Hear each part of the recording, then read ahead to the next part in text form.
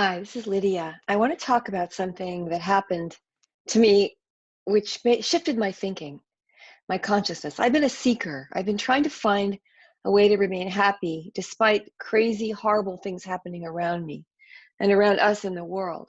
You know, if your center, if your inner peace is there, stock markets can crash, wildfires can rage, you can lose your home, you can lose everything, but you still haven't lost your inner peace or that resilience, that mechanism inside you that is beyond survival. It actually helps you to thrive, overcoming tragedy. Um, and I really believe this is the key to living a great life, is to find your inner power. Sounds cliche, but it really is the most important thing you can do for yourself and for your loved ones, is to find that stable part of you that realizes you're connected to the whole universe and that you're never alone. You never have to be lonely and you never really have to worry. There are people who have mastered this and have lost everything in the outside world, and yet they've gained the whole world. What's the point of gaining the whole world if you lose your soul? And I started to think about this after I've been through many levels of a crash and burn, but I'd already had the spiritual awakening in 1994, which was miraculous and amazing and beautiful. And looking back on it, I can piece together the connecting dots. I call them Godshots. They're so evident. They're there. They're miracles. But after I had another level of chaos in my life when my husband left and abandoned the marriage and the family and left all his bad debts in my name and took the son with him, my stepson, whom I was raising. I raised him since he was 4 years old, and suddenly he wants to take his son with him away from me forever, and I wouldn't even get to see Kevin again. They went to Europe on the KISS tour, and they weren't coming back. And it was a very tragic, sad summer.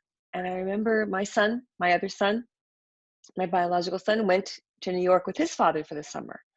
And I was left alone in this big, old house. And that's another whole story, how we got this house. And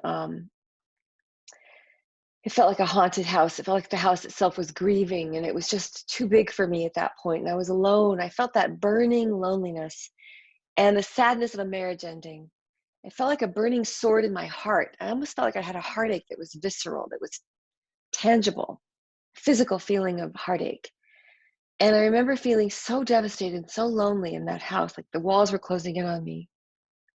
And by the way, before I go on, I'd gone to my little boy's room, my stepson's room, and I opened the door and I went in the closet and I looked at the beautiful little, he had painted a little sunshine on the closet wall when he was a babe, when he was a little boy. And we dipped his hands in blue paint and he put his little handprints on the wall. And I know I realized I'm never going to really live with him again. This is the end of our relationship, more or less. The end of our, you know, parent relationship, parent-son relationship. And I was just couldn't stand the heartache. And I went outside and I sat on the lawn and I looked up and I saw a fig tree, a fig leaf over my head. And I went, well, I didn't know we had a fig tree. That's how unconscious I was in this marriage. I spent so much time people pleasing and throwing Pokemon and Yu-Gi-Oh parties for the kids and constantly trying to keep up with the family and manage everyone's life. And, you know, life is a process. But I didn't even know we had a fig tree. And by the way, at the end of this year that I'm talking about, well, this fig tree had no figs on it. I'd never seen fruit on this fig tree in the 12 years we lived in this house. But by the end of this year of my growth, the entire tree was full of figs. It had come to fruition. My life had come to fruition too, and my writing. But anyway, cut back to this day, this tragic day when I felt such deep heartache, and I was sitting under this tree. And I thought to myself, oh my God, how am I going to get through this heartache? It was just so painful. And at that moment, you know, sometimes you can pull it in from the inside, but sometimes something beautiful on the outside will shock you. It's like the universe knew I needed something shocking to snap me out of my misery. And this swallowtail butterfly started circling my head. And then another one, two big, this big, tiger striped swallowtail butterflies. They're the large yellow butterfly with black stripes. And I went, it was so beautiful. They were like distracting me from my misery. It was almost a playful thing happening. And I wasn't interested in nature at that point at all. I forgot to look around me. I wasn't a nature girl.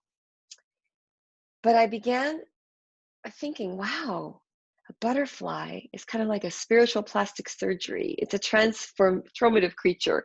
It came from the cocoon of this blobby, amorphous, ugly thing inside a cocoon, and then it blossoms into this beautiful creature, emerges from the chrysalis.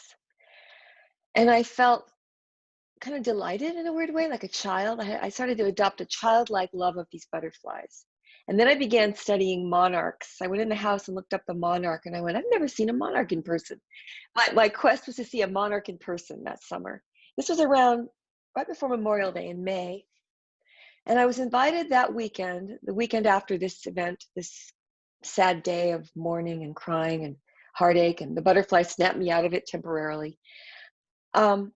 I was invited the next weekend to do a charity event for autistic children in Del Mar, California. And the gift to me was I get to stay overnight on the beach in a hotel in Del Mar, and I get to go to the San Diego Zoo the next day as a gift. And I thought, what a great time to kind of let go of my marriage and just cry it out and visit with animals and go to the zoo. And I'm just going to go see what happens. I'm going to say, surprise me, universe. So I did the event for the children. It was really fulfilling and sweet and beautiful. And the next day, I drove to San Diego Zoo, and I get out of my car and I go in alone. I spent the whole day alone, playing with orangutans, going to visit all the different parts of the zoo. The orangutans were amazing. There was a couple making love in front of us, and there were children. Parents were shielding their eyes from the orangutan sex. And as I wandered through the beautiful zoo, I started delighting in every creature, like a childlike delight. I became a child. I literally became awestruck by the beauty and the diversity of the creatures and all the fun I was having, and stopping for the curly Q French fries at the zoo and the rhinoceros hide. I was laughing at these animals. And I came upon an area where some grown-ups were standing around a peacock. There was a peacock, and it was about to open its feathers, and I'm wearing blue. The peacock must have thought I was its girlfriend, because the minute I walk up, it opens its huge plumage, the most gorgeous feathers you've ever seen, indigo blue and sapphire and this green I've never seen before, iridescent green. And this peacock was just literally showing off. And he was so beautiful. And I have a whole video of this. And there was a toddler and we were just oohing and awing over the peacock. All the parents looked like jaded, bored grown-ups. And they were wandering around on their cell phones, looking nervous and worried and kind of not looking at the peacock. Only I was looking at the peacock and the toddler. We were the only two. We were the only two that had that childlike glee. And I even have a recording of the child going, ooh. And this peacock turns around and models for me. It actually showed me its butt and turned back around, and it put its feet in fourth position, like a ballet dancer. I thought, this is a runway peacock. And it was such a delightful experience. And I remember thinking, gosh, the only thing I really wanted to see in person was a monarch butterfly, but I got this other beautiful thing. So I drove home all the way home that night, all the way back to Los Angeles. And as I approached my front door, it wasn't quite sunset. The sun was still out. On a white rose by my front door was a monarch butterfly, as if he was waiting for me to come home.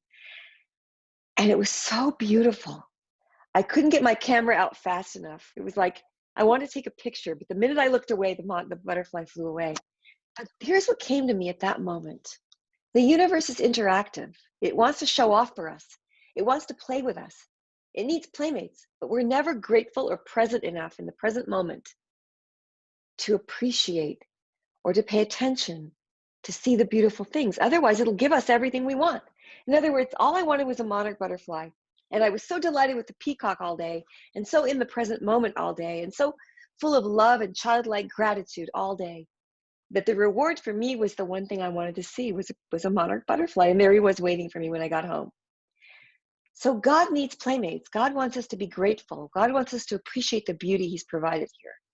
I use the word he as an anthropomorphic pronoun for God, whereas I really do believe God is simply the force of love in the universe, the force of love and goodness, and the collective unconscious, the collective conscious of all of us together, loving each other, spreading good cheer, showing gratitude, and appreciating each other, and appreciating all the beauty we see. And the more you seek beauty, the more you'll find it. Gratitude is the activator. So try that in your normal life. And let's stop worrying so much and stop focusing on the negative. Okay, thank you for listening.